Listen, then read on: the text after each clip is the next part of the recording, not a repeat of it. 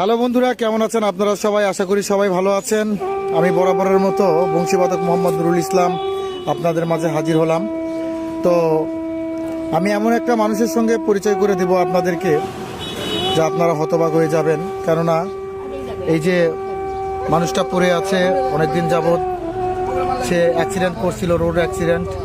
সে হাডুডু খেলায় বা সব ফুটবল খেলায় পারদর্শী ছিলেন এবং সে গাড়ি চালাইতেন, নিজে অর্থ উপার্জন করে নিজে সংসার চালাতেন। এনার নাম হচ্ছে নাহিদ। আমাদের বড় কালিকাপুর গ্রামে বর্তমানে সে অবস্থান করছে। তার অবস্থানটা দেখেন, আমি তার অবস্থানটা দেখাচ্ছি। তার অ্যাক্সিডেন্ট এমন ভয়াবহভাবে অ্যাক্সিডেন্ট হয়েছে যে তার মেন মেরুদণ্ডটাই একদম অকেজো হয়ে গেছে, যার কারণে সে ছেলে মেয়েকে নিয়ে খুব কষ্টে আছে। আর তার এক কথা ফ্যামিলি চলা খুব দুষ্কৃতি হয়ে গেছে, অবস্থা খুবই খারাপ।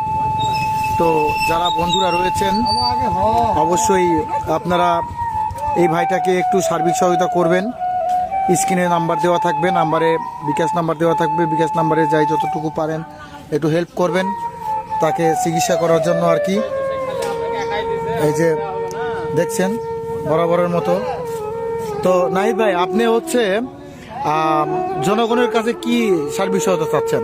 চাচ্ছি যে আমাকে যে একটু সবাই আমাকে সাহায্য করুক, বা আমার দুটা বাচ্চা আছে তার উদ্যান ম্যানেজ করতে পারি। দেশ বিদেশ যারা ভাইয়েরা আছে তাদের কাছে দুটা অন্য দুটা হাত পা ধরি, তারা 2 টাকা পারুক 3 টাকা পারুক, আমাকে একটু সাহায্য করলে আমি অবশ্য খেয়া পরে মানুষ হতে পারবো, বা দুটা সোল মানুষ করতে পারবো।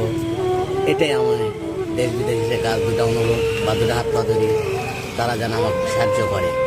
এই বলে আমার কথা এখানেই শেষ করে দিলাম। তো বন্ধুরা, আপনারা সবাই শুনলেন, নাহিদ ভাইয়ের মুখ থেকে শুনলেন। এই যে ছোট্ট একটা কুঠির দেখেন, আমি দূর থেকে দেখাচ্ছি কুঠিরটা। এই যে ছোট্ট একটা কুঠির করে দেওয়া হয়েছে নাহিদ ভাইকে। মানে এখানেই শুয়ে বসে থাকেন, উনি তো নড়াচড়া করতে পারেন না, এবং ওনাকে ভ্যান গাড়ি দিয়ে আবার বাসায় পৌঁছে দিতে হয়, তারপরে নাহিদ ভাই যায় আর কি।